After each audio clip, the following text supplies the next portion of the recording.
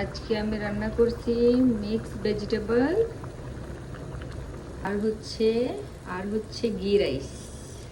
ওকে, আমি ঘি রাইসে কোকোনাট ডালছি কারণ আমার নতুন এক্সপেরিমেন্ট করতে অনেক ভালো লাগে। তো আমার ভেজিটেবল রেডি হয়ে গেছে, এখন এটাতে বাগার দিব আর ধনেপাতা দিব। ঘি, জিরা, মাস্টার্ড, ওর অনেকটি রসুন, ওর অল্প একটু পেঁয়াজ, হচ্ছে কারি পাত্তা।